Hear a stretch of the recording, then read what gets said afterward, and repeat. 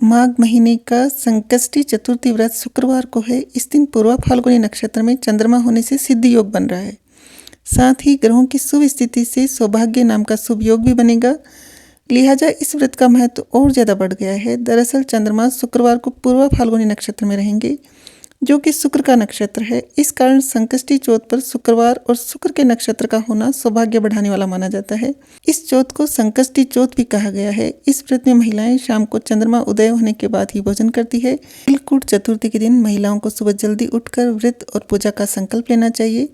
दिन भर बिना पानी के रहना चाहिए और अगर ये संभव न हो तो पानी पीकर बिना अन्न खाए व्रत करें। शाम को भगवान गणेश और चतुर्थी देवी की पूजा करें। रात में चंद्रमा का दर्शन कर अर्घ्य दें। परिवार के बड़े लोगों को प्रणाम करें और व्रत खोलें। गरीबों को तिल के लड्डू व अन्य व्यंजनों का दान करें। संभव हो तो अन्य चीज़ें जैसे कंबल और घी का दान भी करना चाहिए। चतुर्थी तिथि पर हाथी को चारा खिलाने से बहुत ही शुभ फलों की प्राप्ति होती है। गाय को भी चारा खिलाएं। मछलियों के लिए नदी में आटे की गोलियां बनाकर डालें। हिंदू शास्त्र के अनुसार माघ माह में आने वाली सकट चौथ का विशेष महत्व है। इसके पीछे की पौराणिक कथा विघ्नहर्ता गणेश जी से जुड़ी है। इस दिन गणेश जी पर बड़ा संकट आकर टल गया था, इसलिए इस दिन का नाम सकट चौथ पड़ा है। कथा के अनुसार माता पार्वती एक दिन स्नान करने के लिए जा रही थीं।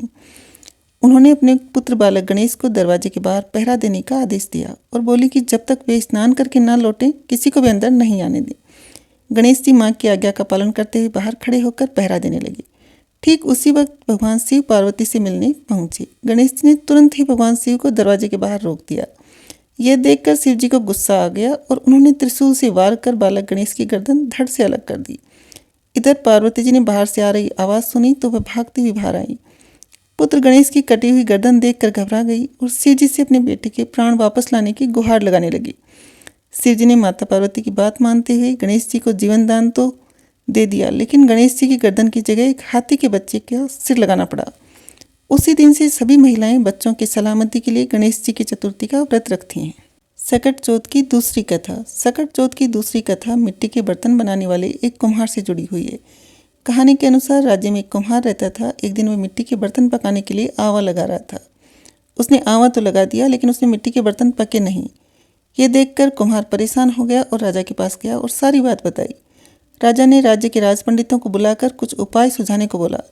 तब राज पंडित ने कहा, यदि हर दिन गांव के एक एक घर से एक एक बच्चे की बलि दी जाए तो रोज आवा पकेगा। राजा ने आज्ञा दी, पूरे नगर से हर दिन एक बच्चे की बलि दी जाए।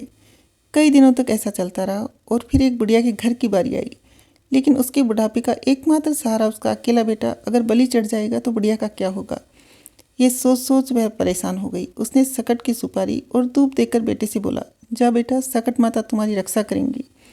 और खुद सकट माता का स्मरण कर उनसे अपने बेटे की सलामती की कामना करने लगी। अगली सुबह कुम्हार ने देखा कि आवा भी पक गया और बालक भी पूरी तरह सुरक्षित है। फिर सकट माता की कृपा से नगर के अन्य बालक जिनकी बलि दी गई थी वह सभी जी उठे।